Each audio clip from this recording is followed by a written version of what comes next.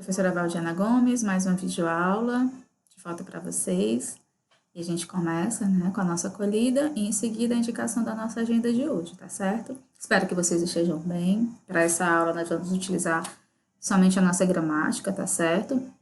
A gente tem revezado, no estudo de gramática, bem como de leitura e de redação, o livro Português e Linguagens, mas hoje, especificamente para essa aula, nós usaremos apenas a nossa gramática, tá certo? Então, peço aí que você pegue sua gramática, sua agenda, faça a anotação necessária e que a gente possa, assim, começarmos mais uma videoaula.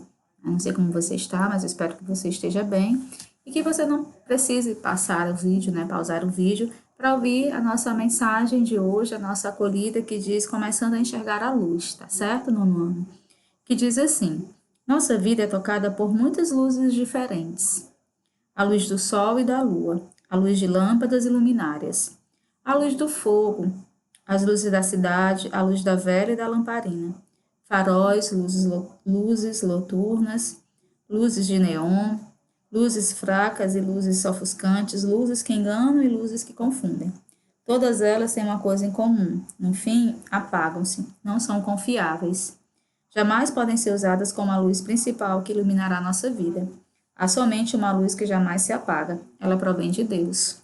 Ela é Deus. A luz de Deus é a verdadeira luz. Ela nos esclarece, todas as outras luzes confundem. A luz divina revela a verdade.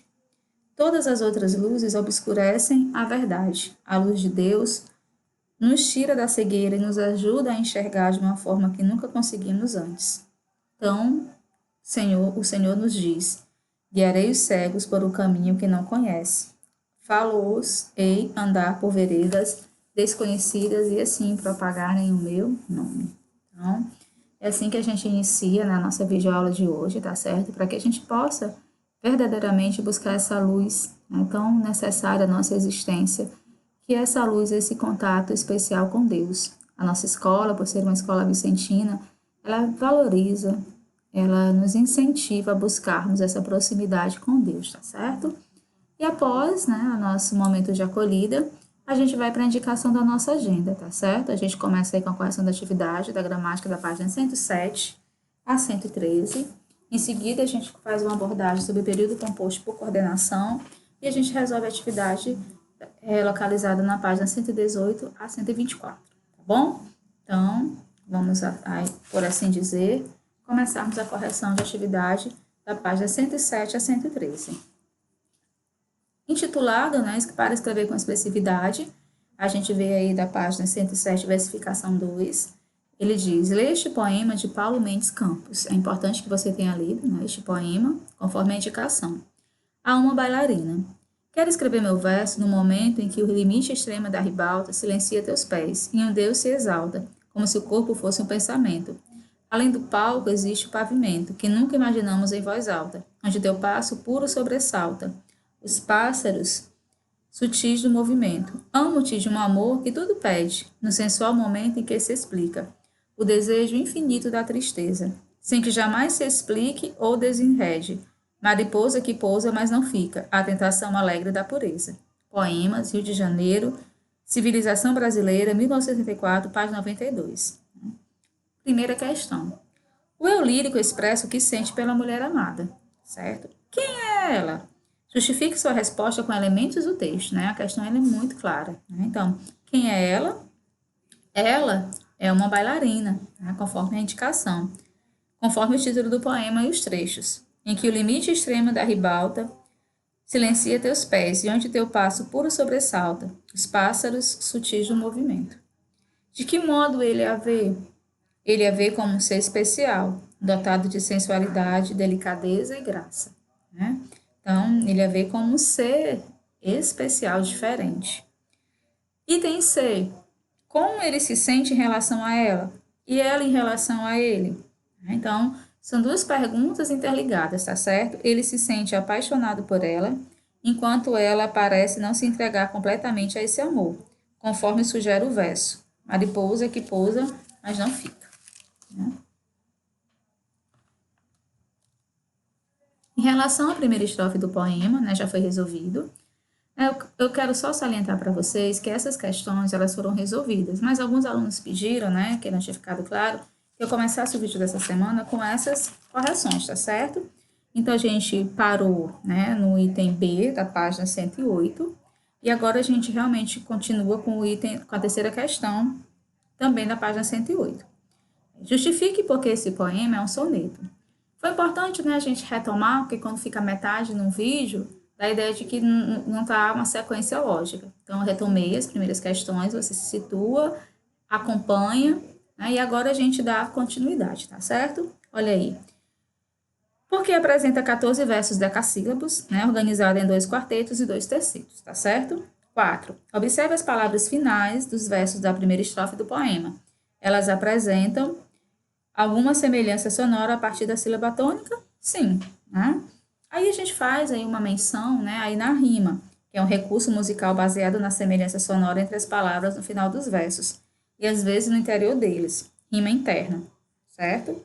E a gente faz, né, além do palco, existe o pavimento, uma demonstração que nunca imaginamos em voz alta, onde teu passo puro sobressaltos, pássaros sutis do movimento. Indicando com a letra A os sons terminados em ento e com a letra B os sons terminados em alto, obtemos o esquema ABBA. Né?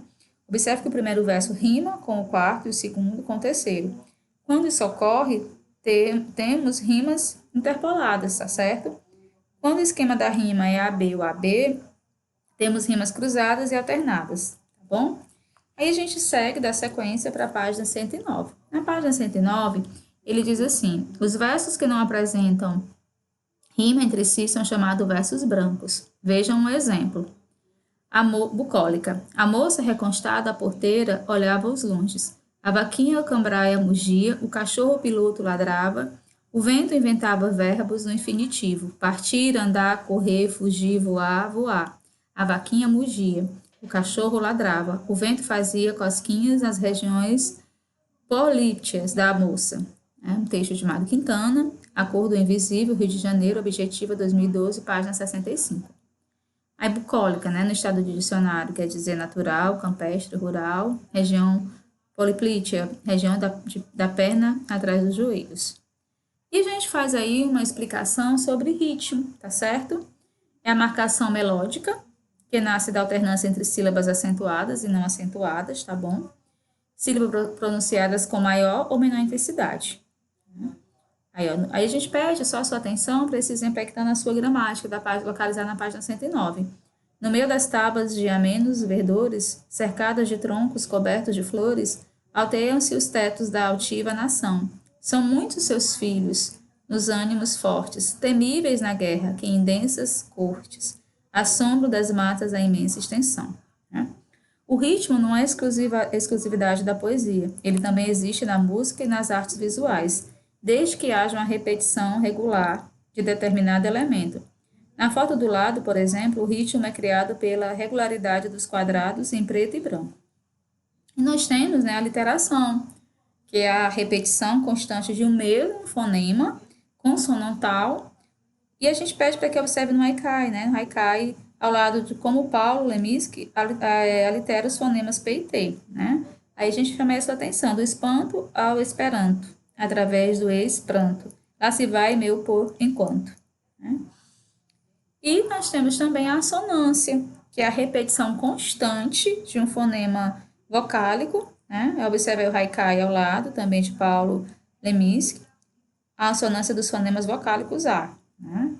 Olha aí, minha alma breve, breve, o elemento mais leve, na tabela de Mendeleev. Né? E assim, pessoal, a gente faz essas anotações para que vocês percebam, né, essa linguagem utilizada nos poemas e os recursos utilizados pelos poetas, pelos autores, para poder dar expressividade aos seus pensamentos. E a gente começa a correção na página 110, lá em cima tem exercícios, e eu gostaria que você prestasse bastante atenção. E diz assim: leia em voz alta, de modo bem expressivo, o seguinte poema de Sérgio Caparelli. Gira a lua. Gira a lua meia-noite, passa a lua meio-dia. Lua louca pela rua, meia-lua, rua-lua. Passa a rua, passam dias, meio-lua, meia-lua. Passa a noite ao meio-dia.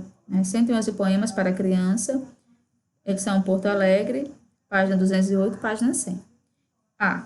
Qual é a métrica dos versos do poema? Então, essa métrica vai ser em relação às sílabas poéticas. Então, você vai analisar e você vai dizer que cada verso apresenta 3 sílabas poéticas, tá certo? Em que sílaba incide a acentuação nesses versos? Na primeira e na terceira sílaba poética, tá bom? Que efeito o ritmo proporciona ao poema? O ritmo dá a sensação de movimento, de velocidade. Que relação há entre efeito e o conteúdo do poema? O poema trata dos movimentos da lua, que gira e passa pela rua. Logo, a sensação de movimento resultante do ritmo reforça o conteúdo do poema. Aí a gente vai agora para a página 111. Na página 111, também um poema de Mário Quintana. E aí, em seguida, a gente vai responder as questões de 2 a 5. Muito importante, nono ano, que essa leitura ela seja feita realmente com dedicação, né? Que você retome, que você leia, né? Sem preguiça, que não queira ir logo para as questões, sem ler o texto. E esses textos, eles vão ficando nas memórias de vocês. Às vezes vocês precisam lembrar, mandar um texto para alguém. Ah, na minha gramática tem um texto muito legal. Então, ele serve de fonte de pesquisa também, tá certo? A nuvem, a asa, o vento, a árvore, a pedra, o morto. Tudo que está em movimento, tudo que está absorto. Aparente é esse alento, de vela rumando um porto, como aparente é o jazimento de quem na terra achou conforto. Pois tudo o que é está imerso neste respirar do universo. Ora mais brando, ora mais forte, porém sem pausa definida. E curto é o prazo da vida, e curto é o prazo da morte. Rio de Janeiro, objetiva, página 212, ano 212, página 116. Os versos do poema, no ano, estão organizados em 7 estrofes, uma informação muito importante. Classifique-as de acordo com o número de versos que apresentam. Então, todas são dísticos, né?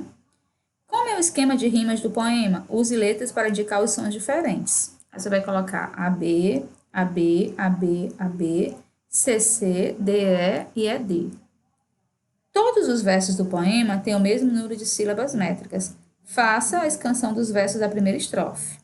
Aí você vai colocar A, barra, nu, barra, vem, barra, A, barra, sa, o, barra, vem. Em seguida, A, barra, ar, barra, vó, barra, ré. Aí, A, barra, pé, barra, drá, ó, pedral junto, barra, mó. Aí pede para que você conte o número de sílabas poéticas desses versos e responda: que nome recebe esse tipo de verso? Aí você vai dizer que ambos os versos são redondilhas maiores, né, localizadas no poema, tá certo? Aí nós vamos aí para a página 112, para a quinta questão. O título do poema é formado de 2 verbos no infinitivo, ser e estar. A. Identifique a estrofe em que esses 2 verbos estão presentes e que resume o pensamento do poeta. É a quinta estrofe, né? Pois tudo o que é está imerso nesse respirar do universo. Qual é a concepção do eu lírico a respeito da vida no universo? A de que tudo que existe, animado ou inanimado, participa do movimento do universo, certo? Leia o poema de Paulo Leminski. Lápide 1. Epitáfio para o corpo. Aqui jaz um grande poeta. Nada deixou escrito. Este silêncio, acredito, são suas obras completas. A. Classifique o poema quanto ao número de versos que ele apresenta. É um quarteto, né? Usando letras, indique o esquema de rimas do poema. Você vai colocar B, B, A. Que tipo de rima o poeta empregou no poema, né? Ele usou rimas interpoladas, tá certo? E aí, a gente chega na página 113, pedindo para que a gente leia o poema do poeta baiano, tá certo? Intitulado Sobre o Mar de Rosas que Arde, né? Então, chama sua atenção aí para uma leitura de mais um poema que diz: sobre o mar de rosas que arde, em ondas fulvas, né? Fulvas entenda como uma cor, né? Amarelado, amarelo-ouro, um ocre, mas né? Fechado. Eram meus olhos diamante, com as naus dentro da tarde. Asas no azul, melodias, e as horas são velas fluídas. Da nau que, ó, alma descuidas, das esperanças tardia, né? Aí pede, né, para que a gente faça a escansão dos versos, e a gente vai fazer de uma maneira mais simplificada, dizendo que se trata de uma redondilha maior, certo? Você pode responder aí que se trata de redondilha maior. Usando letras, indica o esquema da rima do poema, né? AB, BA, AB, BA. Que tipo de rima o poeta empregou no poema? Também ele usou rimas interpoladas, tá certo? Aí você volta lá para você, né, compreender, tá certo? Só recapitular com você, né, que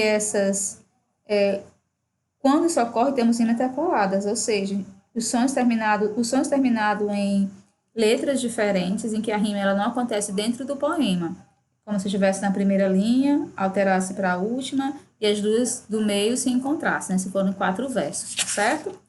Aí a gente vai agora, né, lá para a página, conforme a indicação da nossa agenda, para a página 118. Vamos lá, ver com a orientação a mais para a nossa aula de hoje, tá certo? A gente vai ter aí, na nossa página 118, né, conforme a indicação, o período composto por coordenação, as orações coordenadas. Mas vamos para a conceituação antes, né?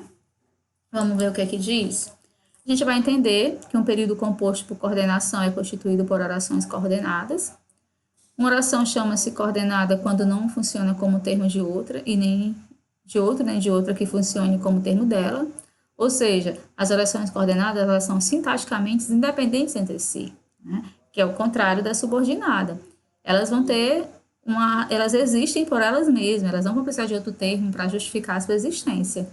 Eu lhe trouxe o livro, fato, mas você não o leu, né? Primeira oração, segunda oração. Se eu disser para você só isso, eu lhe trouxe o livro, eu consigo me comunicar com você, né? Mas você não o leu. Eu posso partir do pressuposto do que se trata, né? Então, a gente vai fazer essa relação da oração coordenada, tá certo? Aí a gente vai aí, né?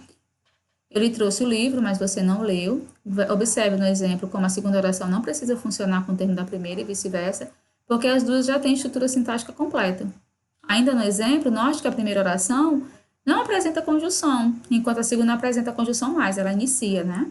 Dependendo da presença ou da ausência de conjunção, vem a sua classificação, que pode ser sindética ou assindética. Então, veja bem, né? Se essa conjunção ela iniciar a segunda oração, ela vai receber uma classificação. Então, fica muito fácil assim entender, na verdade. Se eu tenho uma coordenada sindética, quando é que eu vou ter? Quando é que eu vou reconhecer? Quando ela possui uma conjunção. E ela é assim, do grego, do latim não, quando não possui conjunção, tá certo? Aí vamos ver essa classificação das coordenadas sindéticas, né? As orações coordenadas assindéticas, isto é, sem conjunção, não recebem nenhuma classificação. Já fica fácil, né? Você já entende. A sindética não síndeto, beleza. Já as coordenadas sindéticas, elas são classificadas de acordo com o sentido que tem no período. Elas podem ser coordenada sindética aditiva, quando ela vai exprimir a relação de soma, de adição, né? E aí os exemplos das conjunções, o i, o nem, não só, mas também. A gente vai exemplificar. Ela parou o carro na rua e nós fomos cumprimentá-la. Ela não fez o trabalho dele, nem ajuda os colegas. Aí, 2, né, nós temos a coordenada sindética adversativa. Ela vai indicar uma ideia contrária da outra oração, uma oposição. Né, e a gente vai utilizar para isso as conjunções mais, porém, todavia, contudo, entretanto, no entanto. A noite estava fria, mas as crianças brincavam na rua. Né. A gente vai ter a coordenada sindética alternativa, que exprime possibilidade de opção, de escolha, de alternância, ou ora que, ou tudo se resolve hoje ou não, veremos mais aqui. E nós temos a coordenada sindética conclusiva, que exprime a conclusão da ideia contida na oração coordenada. E a gente vai usar como professor o logo, pois, com um detalhe, colocado sempre após o verbo, tá certo? Aí nós temos os exemplos, tudo está em ordem, portanto, não devemos nos preocupar. Ele está confuso, precisa, pois, de nosso apoio. E a coordenada sintética explicativa exprime uma explicação, uma justificativa ao que está contido na oração coordenada. Pois, né, e sempre colocado antes do verbo, porque e o que, não saia hoje, pois vai chover muito. Bom? Concluindo, né, a oração coordenada é aquela que não exerce função sintática em relação a outra oração, né? Ou seja, a oração coordenada não funciona como termo da outra oração. E elas são independentes, e elas recebem a classificação de assindéticas e sindéticas. As assindéticas você vai perceber porque ela não apresenta conjunção, e as sindéticas porque ela apresenta conjunção, tá certo? Então é importante que você faça essa análise. Aí a resolução da atividade, você vai lá para a página. Vamos voltar lá para a atividade, para a indicação, né? Pronto, tá aqui a gramática, período composto por coordenação, preste atenção, é essa agenda aqui que tá valendo, que eu estou falando. Você vai para a página 118, tá certo? Aí você vai resolver, né, da 118 até a 124. A sua gramática, ela tem, né, toda uma contextualização, ela vai criando conceito também, que na outra aula a gente retoma, né, fazendo essa abordagem com vocês, tá certo? E eu espero que vocês possam, né, de uma certa forma, terem entendido, terem gostado. E a gente se encontra, né, na próxima videoaula, sem nenhum problema. Qualquer dúvida, pergunta, entre em contato e a gente vai esclarecendo na medida do possível, tá certo? Um abraço carinhoso, não deixe de responder as questões, não deixe de exercitar. E a gente se encontra na nossa próxima videoaula, certo? Que tudo possa transcorrer da melhor forma possível. Não esqueça de atualizar a sua agenda. Essa atividade de versificação, né, ela não vai estar em prova, então não se preocupe se você estiver errado. A presença física, né, facilitaria melhor esse entendimento, mas a gente vai se ajudando na medida do possível. Se você puder ir lá para o Meet para tirar alguma dúvida, levar alguma dúvida, para que eu possa fazer essa contribuição para você, vai ser muito importante. Eu vou ficar muito feliz em contribuir para a aprendizagem de vocês, significativa, tá certo? Um abraço carinhoso e até a próxima videoaula.